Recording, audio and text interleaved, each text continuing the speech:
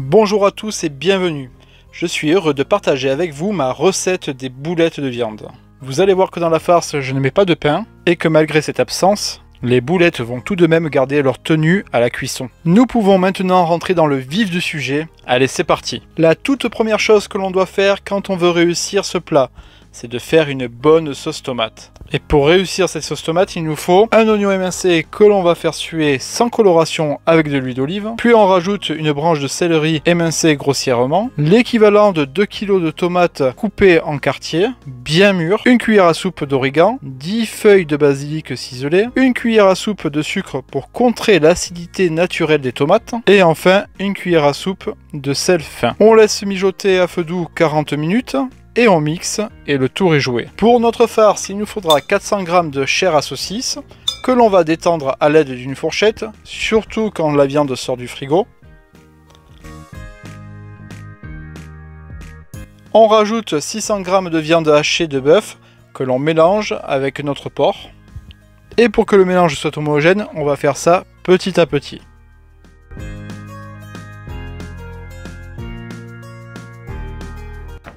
On hache notre persil et on mettra l'équivalent de 2 grosses cuillères à soupe dans notre farce. Une gousse d'ail que l'on écrase avec notre écrase-ail.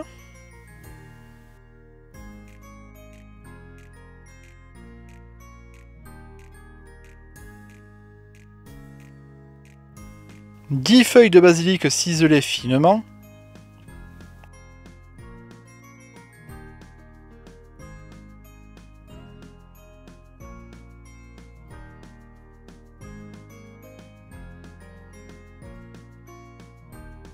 Une cuillère à soupe de coriandre séché, une autre cuillère de curcuma,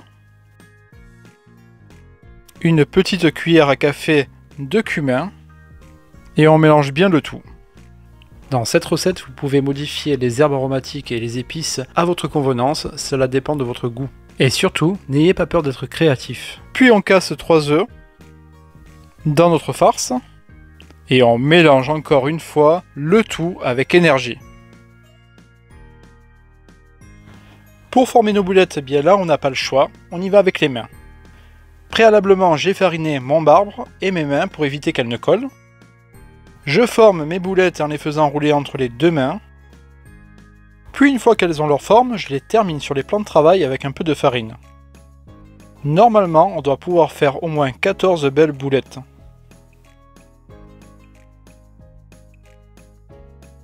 Je les saupoudre une dernière fois avec de la farine avant cuisson pour qu'une croûte puisse se former rapidement une fois dans la poêle. C'est très important car premièrement, elles vont pouvoir garder une belle tenue et surtout, elles seront croustillantes à l'extérieur et moelleuses à l'intérieur. Dans une poêle avec de l'huile d'olive, je commence la cuisson et cherche à obtenir une belle coloration, donc il faut les tourner régulièrement.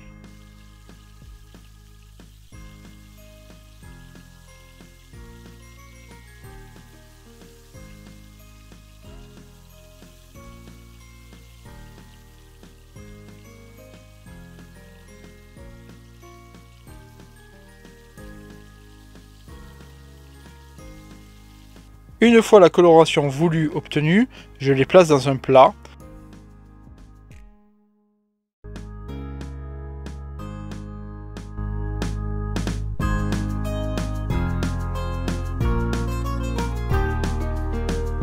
Et je les recouvre de sauce tomate maison.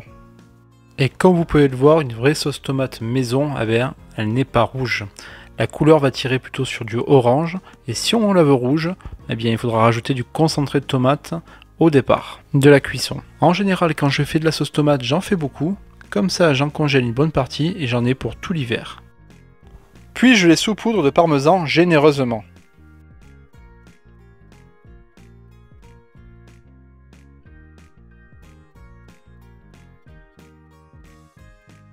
Et enfin, on mettra notre plat au four 35 minutes à 180 degrés.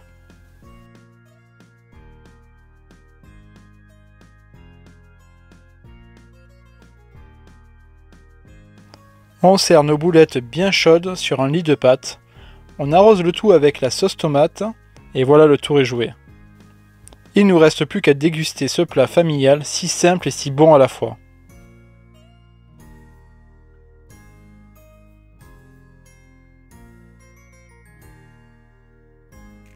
J'espère que cette recette vous a plu, je vous dis à bientôt et bonne dégustation.